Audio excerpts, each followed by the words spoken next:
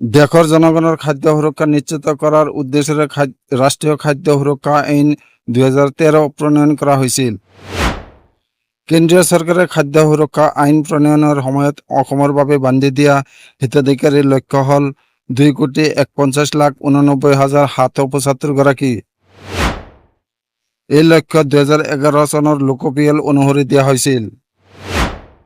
গতিকে আমাৰ ৰাজ্যত প্ৰায় 19,92,166 গৰাকী নতুন হিতাধিকাৰী খাদ্য সুৰক্ষা আইনৰ অধীনত সামৰি ল'ব বাকী আছিল। 19 ছেপ্টেম্বৰত বাকী থকা হিতাধিকাৰীক নতুন ৰেচন কাৰ্ড প্ৰদান কৰা কাৰ্যসূচীৰ শুভাৰম্ভ কৰে মুখ্যমন্ত্ৰী ডক্টৰ হিমন্ত বিশ্ব শৰ্মাই। অসম চৰকাৰে চলিত বৰ্ষৰ জানুৱাৰী মাহত সমগ্ৰ ৰাজ্যত খাদ্য সুৰক্ষা আইনৰ অধীনত নতুনকৈ 42,85,745 নতুন হিতাধিকাৰী অন্তৰ্ভুক্ত কৰাত সফলতা লাভ কৰিছে।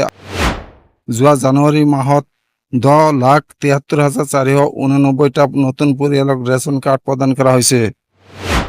গতিকে ইতিমধ্যে উল্লেখ কৰা 19,92,166 গৰাকী নতুন হিতাধিকাৰী বাছনি কৰি পৰিয়ালসমূহক নতুন ৰেচন কাৰ্ড প্ৰদান কৰাৰ প্ৰক্ৰিয়া 19 তাৰিখৰ পৰা আৰম্ভ হৈছে। বৰ্তমান এই আঁচনিৰ অধীনৰ সকলো হিতাধিকাৰীৰ বাবে প্ৰধানমন্ত্ৰী গৰীব কল্যাণ অন্ন যোজনাৰ অধীনত সমগ্ৰ দেশ জুৰি বিনামূলীয়া চাউলৰ ব্যৱস্থা কৰা হৈছে। সমগ্ৰ দেশতে বৰ্তমান 80 কোটিতকৈ অধিক জনসাধাৰণক বিনামূলীয়াকৈ চাউল যোগান ধৰি থকা হৈছে। অসমত বৰ্তমান প্ৰধানমন্ত্ৰী গৰীব কল্যাণ অন্ন যোজনাৰ অধীনত 2,31,97,608 গৰাকী হিতাধিকাৰীয়ে বিনামূলীয়া চাউল লাভ কৰি আছে।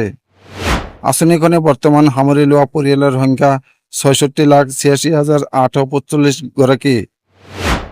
ইয়াৰে 6,72,024টা অন্তদয়া অন্ন যোজনা পৰিয়াল আৰু 60,14,821টা অগ্ৰাধিকাৰ প্ৰাপ্ত পৰিয়াল অন্তৰ্ভুক্ত হৈছে।